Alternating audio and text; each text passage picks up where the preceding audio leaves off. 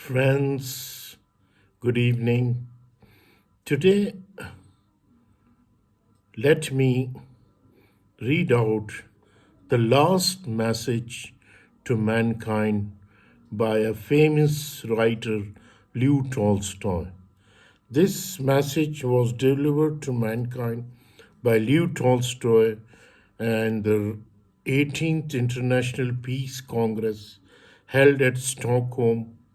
in 1909. So, the last message to mankind,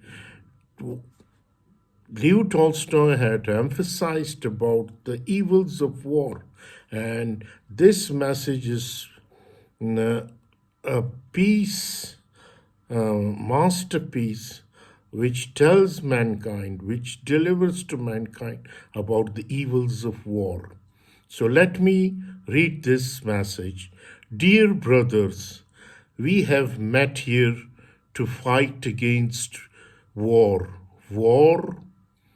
the thing for the sake of which all the nations of the earth, millions and millions of people, place at the uncontrolled disposal of a few men, or sometimes only one man, not merely milliards of rubles, thalers, francs, or yen, representing a very large share of their labor, but also their lives. And now we, a score of private people, gathered from the various ends of the earth, possessed of no special privileges, and above all, having no power over anyone, intend to fight. And as we wish to fight, we also wish to conquer this immense power, not only for one government, but of all government which have at their disposal these millions of money and millions of soldiers, and who are well aware that the exceptional position of those who for the government rest on army alone. The army which has a meaning and a purpose against which we wish to fight and which we wish to abolish. For us to struggle,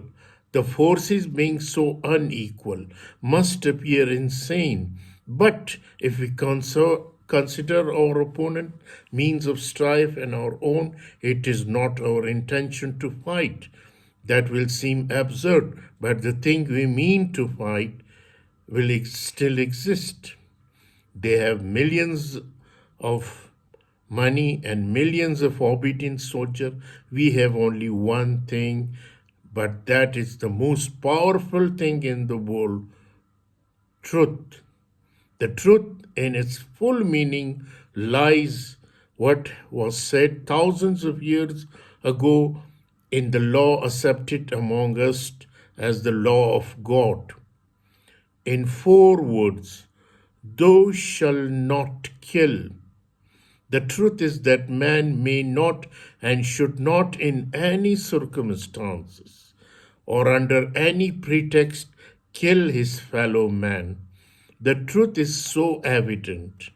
so binding, and so generally acknowledged that it is only necessary to put it clearly before man for the evil called war to become quite impossible. And so I think, and that if we who are assembled here at this Peace Congress should, instead of clearly and definitely voicing this truth, address ourselves to the government with the various proposal for lessening the evil of war or gradually diminishing its frequency. We should be like men who, having in their hand the key to a door, should try to break through the walls they know to be too strong for them. Before us are millions of armed men, ever more and more efficiently armed and trained for more and more rapid slaughter, we know that these millions of people who have no wish to kill their fellows and for the most part do not even know why they are forced to do that repulsive work, and that they are weary of their position of subjugation and compulsion. We know that the murder committed from time to time by these men are committed by order of the government, and we know that the existence of the government depends on the armies. Can we know then who desire the abolition of war find nothing more conducive to our aim than to propose to the governments which exist only by the aid of armies and consequently by war measures which would destroy war? Are we to propose to the government that they should destroy themselves? The government will listen willingly to any speeches of that kind, knowing that such discussion will neither destroy war nor undermine their own power, but will only conceal yet more effectively what must be concealed if wars and armies themselves in controls of armies to continue to exist. But I shall be told this is anarchism. People never have lived without government and states. Therefore, government and state and military forces defending them are necessary for the existence of the nations. But leaving aside the question of whether the life of Christian and other nation is possible without armies and wars to defend their government and state, or even supposing it to be necessary for their welfare that they should slavishly submit to institution called government consisting of people they do not personally know, and that it is necessary to yield up the produce of their labor to these institutions and fulfill all their demand, including the murder of their neighbors, granting them all that there yet remains in our world an unsolved difficulty. This difficulty lies in the possibility of making the Christian faith, which those who form the government profess with particular emphasis, accord with arm composed of Christian trained to slay.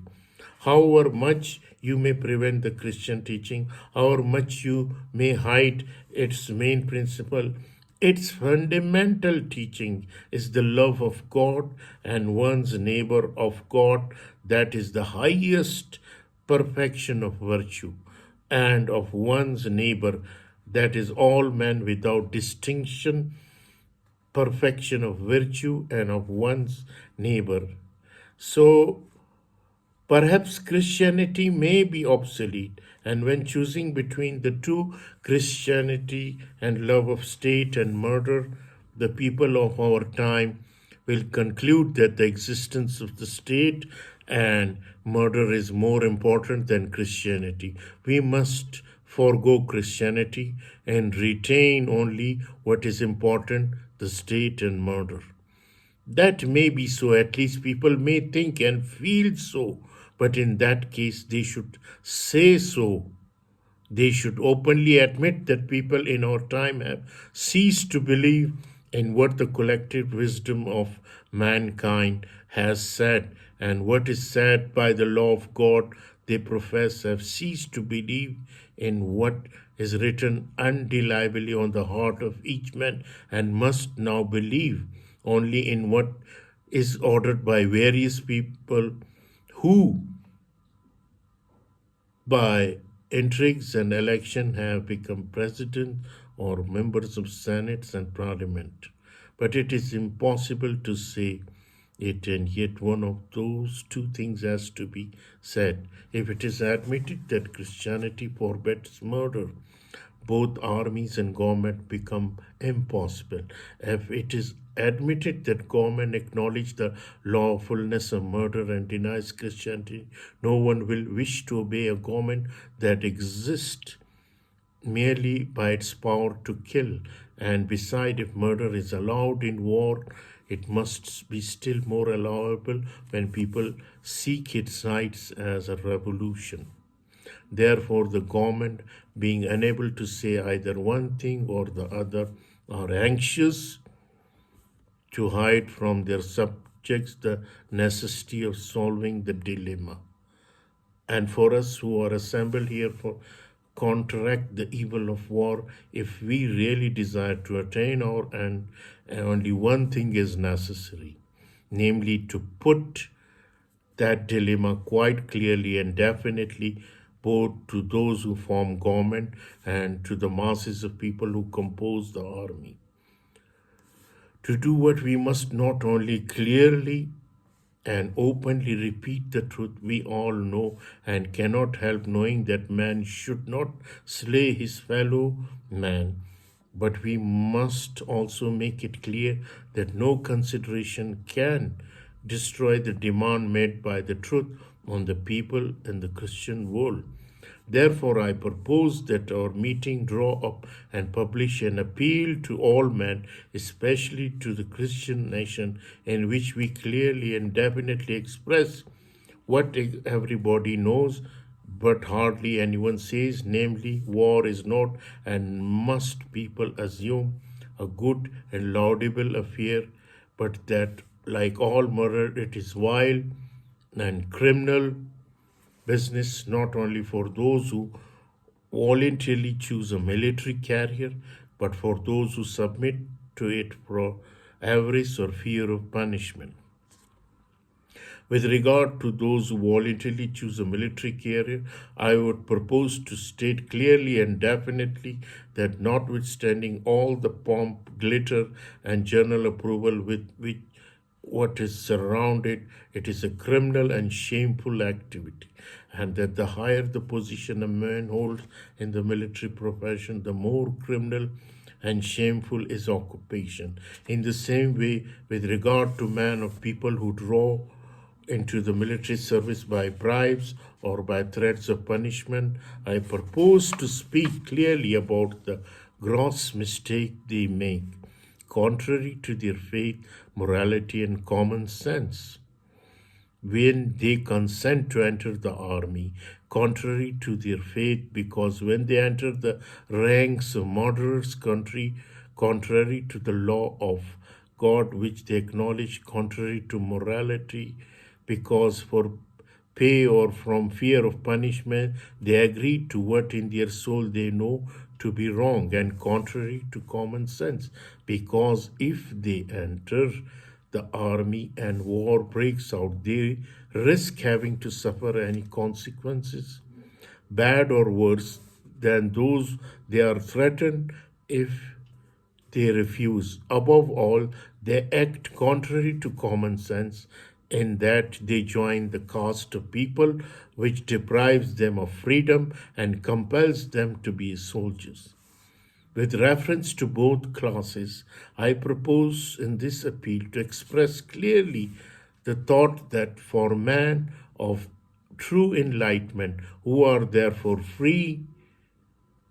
from the superstition of military glory, and their number is growing every day, and military profession calling notwithstanding all efforts to hide its real meaning as shameful a business as the executioner, and even more so, for the executioner only holds himself in readiness to kill those who have abject or harmful and criminal, while a soldier promises to kill all who is told to kill, even though they may be dearest to him or the best of men. Humanity in general, and our Christian humanity in particular, has reached a stage of such acute contradiction between its moral demands and the existing social order that a change has become inevitable, and a change not in society's moral demand which are immutable, but in a social order which can be altered. The demand for a different social order, evoked by the inner contradiction, which is so clearly illustrated by our preparation for murder, become more and more insistent every year and every day. What form of life man will take after they repudiate murder, we do not and cannot know. But one thing is certain, that it is more natural for man to be guided by reason and conscience with which they are endowed than to submit slavishly to people who arrange wholesale murder, and that therefore the form of social order assume the lives of those who are guided in their action not by violence based on threats of murder, but by reason and conscience, will in any case be no worse than that under which they now live. That is all I want to say.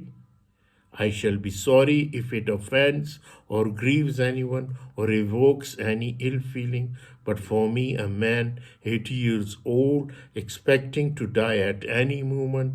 it would be shameful and criminal not to speak out the whole truth as I understand it, the truth which, as I firmly believe, is alone capable of relieving mankind from the incalculable ills produced by war. Thank you very much.